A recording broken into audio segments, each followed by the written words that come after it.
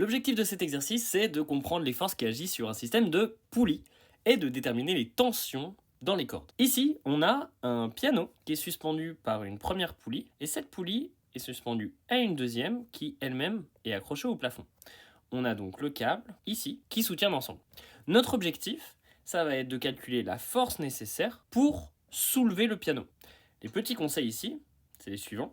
C'est que si le système il est à l'équilibre, la somme des forces égale à 0. Et pour déterminer les liens entre les différentes forces, on peut choisir un système à étudier, par exemple cette poulie, faire la somme des forces dessus et la mettre égale à 0. Mettez pause, bon courage, et on se voit juste après pour la correction.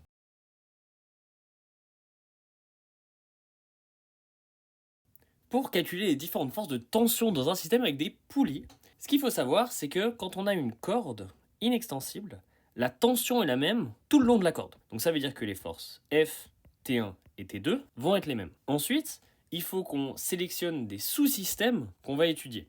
Par exemple, si on prend comme sous-système la poulie du haut, on va avoir comme force vers le bas la force T1, la force T2, la force F qu'on peut orientée dans ce sens-là. Et ces trois forces ensemble vont être égales à la force T3. On a donc cette égalité. Ensuite, pour trouver les valeurs de T1 et T2, on peut étudier la deuxième poulie et on voit que la tension T4 égale à T1 plus T2.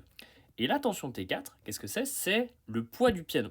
Et le poids du piano va être égal à mg. Donc on a mg qui est réparti équitablement entre T1 et T2, ce qui donne que T1 et T2 valent une demi de mg chacun. Et la force F est la même que T1 et T2.